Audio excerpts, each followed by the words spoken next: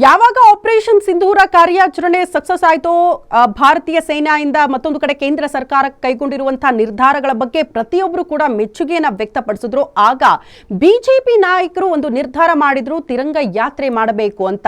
So ಇವತ್ತಿನಿಂದ ಆ ತಿರಂಗ ಯಾತ್ರೆ ಕೂಡ ಪ್ರಾರಂಭ ಆಗುತ್ತೆ. ಆ ಮೂಲಕ ಪ್ರತಿಯೊಬ್ಬ ನಾಗರಿಕರ ಬಳಿ ಹೋಗಿ ಭಾರತೀಯ ಸೇನೆ ಜೊತೆಗೆ ನಾವಿದ್ದೀವಿ ಅನ್ನುವಂತಹ ಧೈರ್ಯ, ಯಾವುದೇ ಸಂದರ್ಭದಲ್ಲೂ ಕೂಡ ನಾವು ಸಿದ್ಧ ಅನ್ನುವಂತಹ ಸಂದೇಶವನ್ನ ಸಾರುವಂತಹ ಉದ್ದೇಶದಿಂದ ಈ ತಿರಂಗ ಯಾತ್ರೆಯನ್ನು ಕೂಡ ನಡೆಸಲಾಗ್ತಾ ಇದೆ.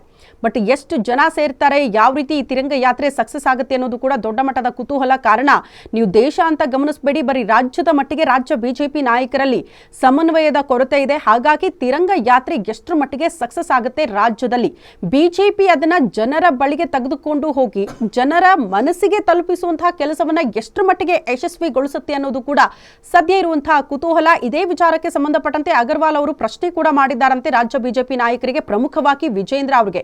ಹೌದು, ತಿರಂಗ ಯಾತ್ರೆ ಈ ಕ್ಷಣಕ್ಕೆ ಪ್ರಾರಂಭ ಆಗುತ್ತೆ ಅಂದ್ರೆ ಎಷ್ಟು ಜನ ಸೇರ್ತಾರೆ, ಯಾವ ರೀತಿ ಪ್ಲಾನಿಂಗ್ ಮಾಡ್ಕೊಂಡಿದ್ದೀರಿ, ಯಾವ ರೀತಿ ಯಶಸ್ವಿಗೊಳಿಸ್ತೀರಿ, ಆ ಪ್ಲಾನ್ ಆಫ್ ಆಕ್ಷನ್ ಅನ್ನ ನಮಗೆ ಹೇಳಿ ಅಂತ ಕೂಡ ಕೇಳಿದ್ದಾರಂತೆ.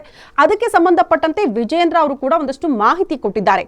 ಯಾಕೆ ಒಂದು ಡೌಟ್, ತಿರಂಗ ಯಾತ್ರೆ ಸಕ್ಸಸ್ ಆಗುತ್ತಾ ಅನ್ನುವಂಥ ಪ್ರಶ್ನೆ ಅಂದ್ರೆ, ವಿಜೇಂದ್ರ ಮತ್ತು ವಿಪಕ್ಷ ನಾಯಕ ಆರ್ ಅಶೋಕ್ ಅವರ ಮಧ್ಯೆಯೇ ಹೊಂದಾಣಿಕೆ ಇಲ್ಲ. ಹಾಗಾಗಿ ಈ ಹಿಂದೆನೇ ನಡಿಬೇಕಾದಂಥ ತಿರಂಗ ಯಾತ್ರೆಯನ್ನ ಇಲ್ಲಿ ಮುಂದಕ್ಕೆ ಹಾಕಲಾಗಿತ್ತು. ಬಟ್ ಇವತ್ತಿನಿಂದ ಪ್ರಾರಂಭ ಆಗ್ತಾ ಇದೆ. ಅಷ್ಟೂ ರಾಜ್ಯ ಬಿಜೆಪಿಯ ನಾಯಕರು ಒಗ್ಗಟ್ಟಾಗಿ ಹೋಗ್ತಾರಾ, ತಿರಂಗ ಯಾತ್ರೆಯನ್ನ ಸಕ್ಸಸ್ ಮಾಡ್ತಾರಾ, ಜನರ ಮನ ತಲುಪುವಲ್ಲಿ ಯಶಸ್ವಿ ಆಗುತ್ತಾ ಈ ಯಾತ್ರೆ ಅನ್ನೋದು ಸದ್ಯ ಇರುವಂತಹ ಕುತೂಹಲ. ಬಿಜೆಪಿ ಪಾಳ್ಯದ ಪರಿಸ್ಥಿತಿ ಹೇಗಾಗಿದೆ ಅಂದ್ರೆ, ಮನೆಯೊಂದು ಮೂರು ಬಾಗಿಲು. ಹಾಗಾಗಿ ಒಂದ್ ಕಡೆ ತಟಸ್ಥ ಬಣ, ಒಂದ್ ಕಡೆ ಫುಲ್ ವಿರೋಧಿ ಬಣ, ಈ ರೀತಿ ಬಣಗಳಾಗಿರೋದ್ರಿಂದ ರಾಜ್ಯ ಬಿಜೆಪಿ ನಾಯಕರ ತಿರಂಗ ಯಾತ್ರೆ ಯಾವ ರೀತಿ ಸಾಗುತ್ತೆ ಅನ್ನೋದೇ ಸದ್ಯ ಇರುವಂತಹ ಕುತೂಹಲ. ಇದೆಲ್ಲವೂ ಕೂಡ ನಿಮಗೆ ಗೊತ್ತಿರಲಿ, ಆಪರೇಷನ್ ಸಿಂಧೂರ ಕಾರ್ಯಾಚರಣೆಗೆ ಸಂಬಂಧಪಟ್ಟಂತೆ ಜನರ ಬಳಿಗೆ ಹೋಗಿ ಒಂದು ಸಂದೇಶ ನೀಡುವಂತಹ ಯಾತ್ರೆ, ಅದೇ ಉದ್ದೇಶದಿಂದ ಇವತ್ತಿನಿಂದ ಪ್ರಾರಂಭ ಆಗ್ತಾ ಇದೆ.